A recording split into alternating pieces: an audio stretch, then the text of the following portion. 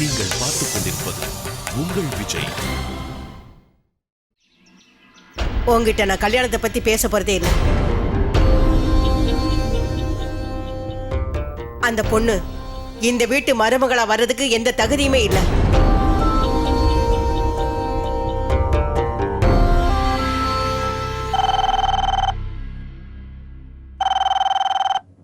இந்தாங்க ரிங்க போது பேசுங்க.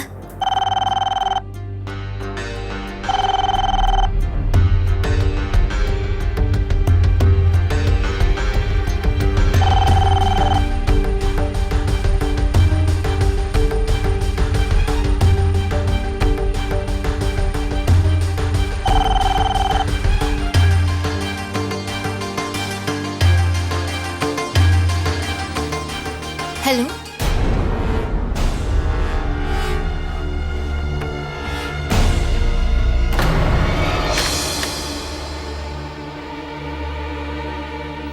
அது லைன் கட் ஆயிடுச்சு.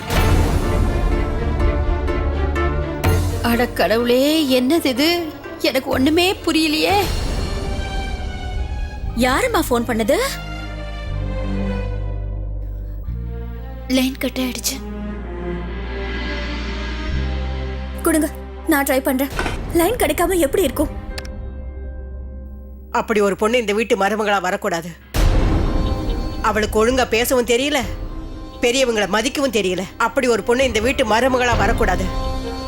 ஒழுங்கா ட்ரெஸ் போட கூட தெரியல அவளுக்கு.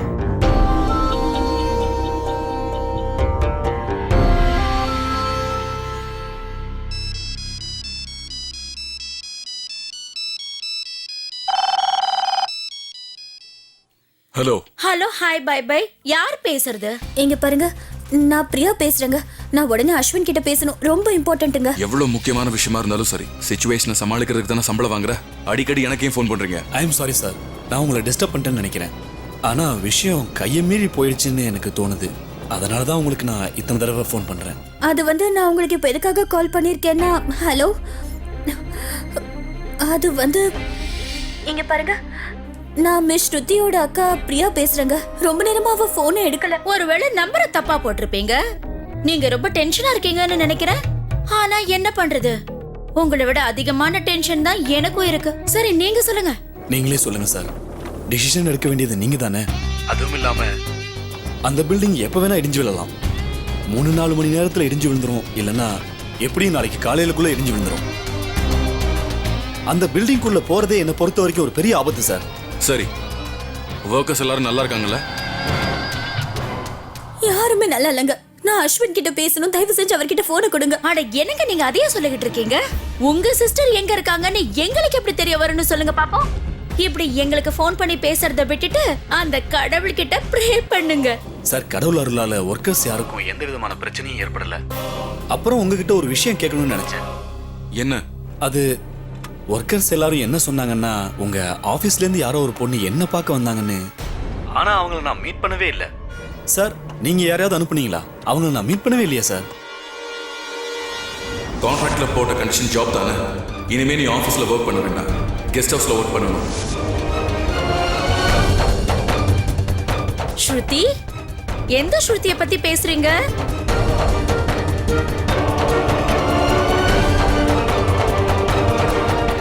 அவ யாரா இருந்தா எங்களுக்கு என்னங்க? அவ உங்களோட சிஸ்டர் தானே. அவ இன்னும் வீட்டுக்கு வந்து சேரலனா அதுக்காக எங்களுக்கு எதுக்கு ஃபோன் பண்ணி டிஸ்டர்ப் பண்றீங்க?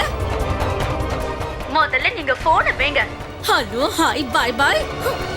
மிஸ் ஸ்ருதி இன்னும் வீட்டுக்கு வந்து சேரலையா?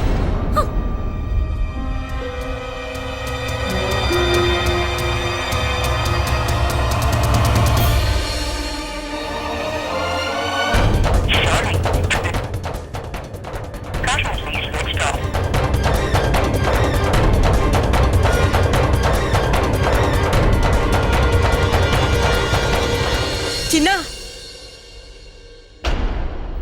அஞ்சலி, நான் என்ன சொல்ல போறேன்னு கேட்காமலே அவன் போயிட்டான். அவன் திரும்பி வந்ததும் அவங்கிட்ட நீ சொல்லிடு. அவங்கிட்ட நான் இன்னும் பேசணும்னு சொல்லு.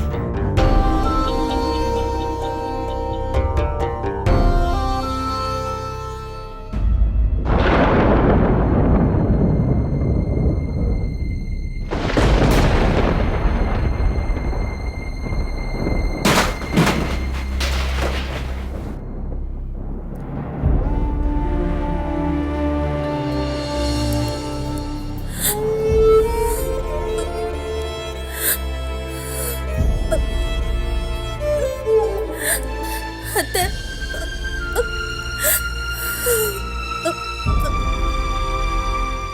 ஏன் இப்படி நடக்குதுன்னு புரியல அத்தை. அத்தை இப்ப நான் என்ன செய்யட்டும்? அவங்க ரொம்ப மோசமான ஆளுங்க. என் தங்கச்சி ஸ்ருதிக்கு என்ன ஆச்சுன்னு தெரியல. அவங்க அவங்க என்னடான்னு அஸ்வின் கிட்ட போனை கூட கொடுக்கல அத்தை. அவ எங்க இருக்கா நம்ம எப்படி கண்டுபிடிக்கிறது? அவளை பத்தி எப்படி தெரிஞ்சுக்கிறது அத்தை? அத்தை, நீங்க 2 பேரும் கவலைப்படாதீங்க, நான் போய் பார்த்துட்டு வரேன். சரி ஷியாம் தம்பி, உன்னாலதான் ஏதாவது செய்ய முடியும். போலீஸ் ஷாம், பேசாம நீங்க போலீஸ்ல கம்ப்ளைண்ட் பண்ணிடுங்க. அவங்களே நம்ம ஸ்ருதி எங்கன்னு கண்டுபிடிச்சிடுவாங்க. என்ன? சரி, சரிங்க. அட ஆண்டவா, என்ன இதெல்லாம்? நமக்கு ஏன் இப்படியெல்லாம் பிரச்சனை வருதுன்னு தெரியலையே. இந்த ஸ்ருதி எங்க போனானே தெரியலையே. அப்படி அவ எங்க தான் போயிருப்பா? நான் இப்பவே வீட்டுக்கு போகணும். அம்மா, அப்பா, அக்கா யாராவது வந்து என்ன இங்க இருந்து கூட்டிட்டு போங்க.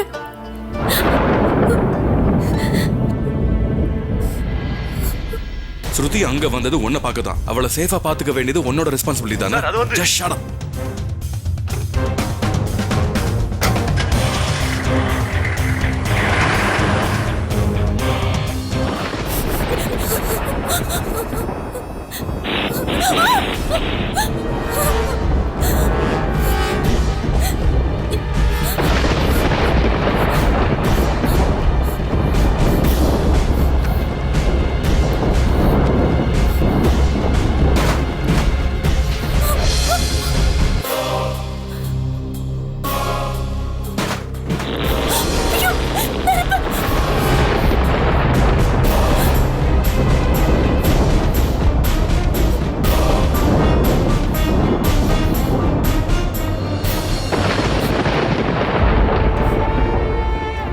அக்கா என்ன பத்தி கவலைப்பட்டுட்டு இருப்பாங்க.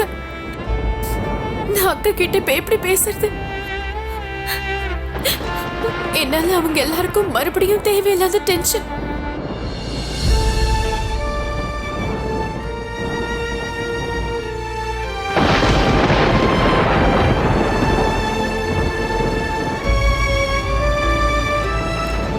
கடவுளே, என்னை யாராவது இங்க இருந்து காப்பாத்தினா நல்லா இருக்கும்.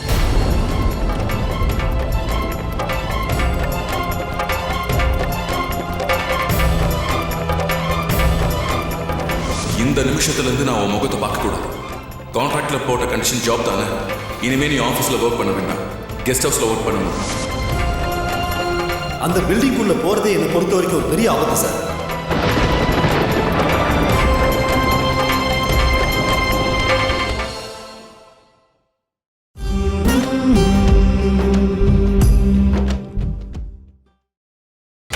நீங்கள் பார்த்துக் கொண்டிருப்பது உங்கள் விஜய்.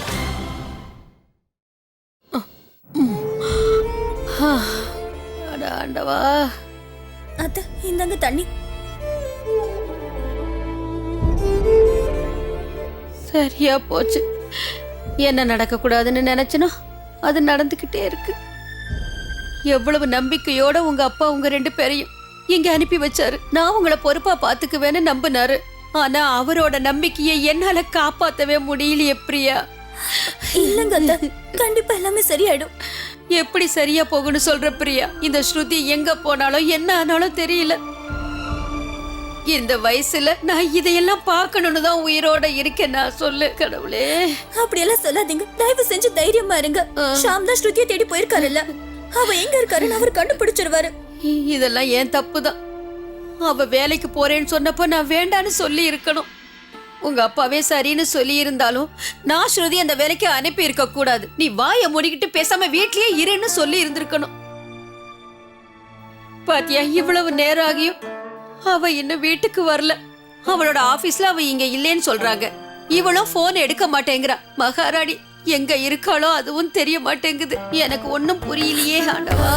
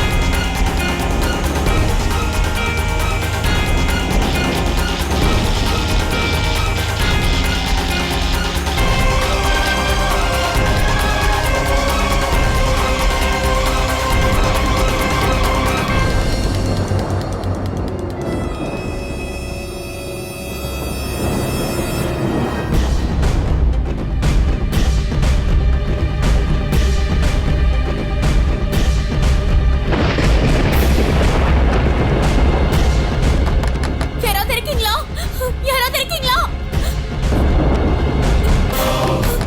கதவை திறங்க.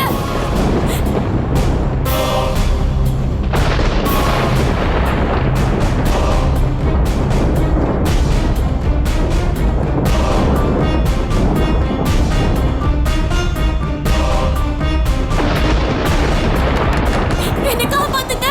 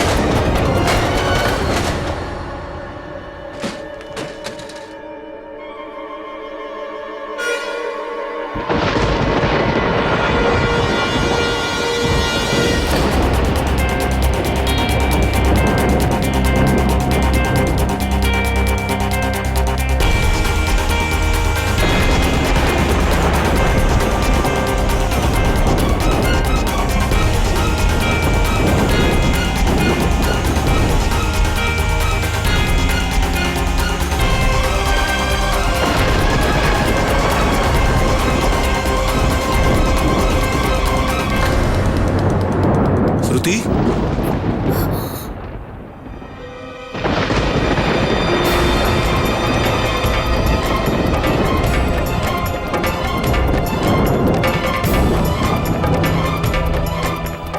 ஸ்ருதி,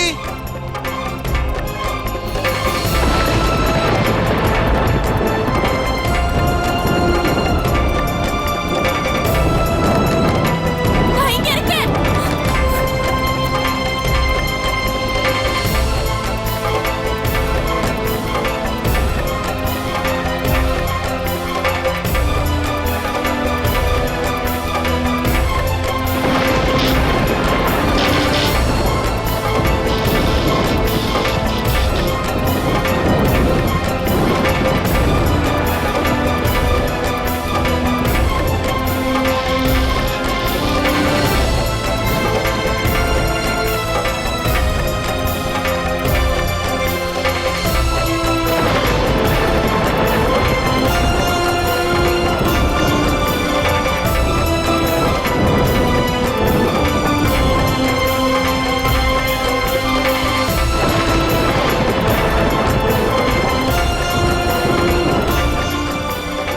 இந்த பொண்ணு எங்க இருக்கான்னு தெரியலையே.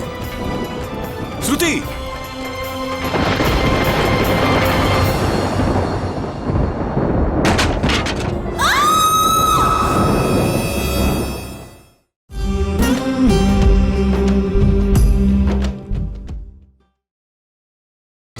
நீங்கள் பார்த்துக் கொண்டிருப்பது உங்கள் விஜய்.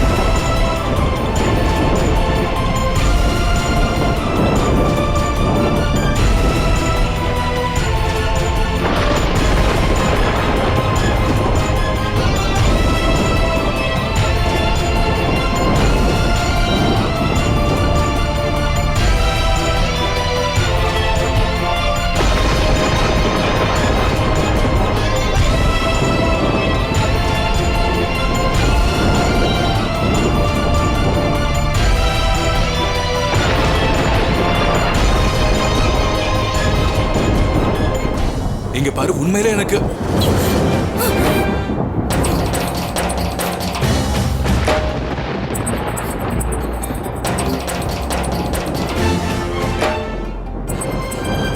உங்களுக்கு எதுவும் தெரியாதா? உங்களுக்கு தெரியாம எப்படி இருக்கும்? உங்களுக்கு தான் எல்லாம் தெரியும்ல. நீங்க தான் கடவுளாச்சே.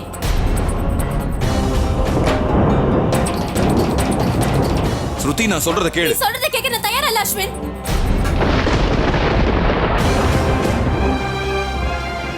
இதுவரைக்கும் நீங்க பேசினா கேட்டதெல்லாம் போதும். இப்ப நீங்க கேளுங்க. உங்களுக்கு கேக்குற பழக்கம் இல்லைன்னா இப்ப பழக்கப்படுத்திக்கங்க. பணம் இருந்தா உங்க இஷ்டத்துக்கு எல்லாத்தையும் செய்யலாம் நீங்க நினைக்காதீங்க. காசு பணம் இது எல்லாத்தையும் விட ஒருத்த மனுஷனா இருக்கிறதா ரொம்ப முக்கியம். ஆனா உங்களை பொறுத்தவரை பணம் மட்டும் தான் முக்கியம். இனிமேலாவது புரிஞ்சுக்க முயற்சி பண்ணுங்க அஸ்வின்.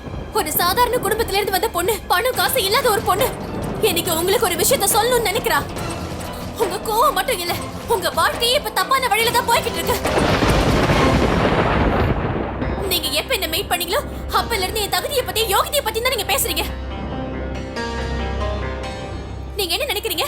நாங்கெல்லாம் மனுஷங்க இல்லையா? எங்களுக்கு மரியாதை கிடையாதா? எங்களுக்கு குடும்பம் கிடையாதா? உங்களுக்கு மட்டும்தான் பர்சனல் லைஃபா? எங்களுக்கு வாழ்க்கையே கிடையாதா? உங்க வீட்டுல உள்ளவங்களுக்கு கஷ்டம் வரக்கூடாது, ஆனா எங்க வீட்டுல உள்ளவங்க எவ்வளவு கஷ்டப்படுவாங்க.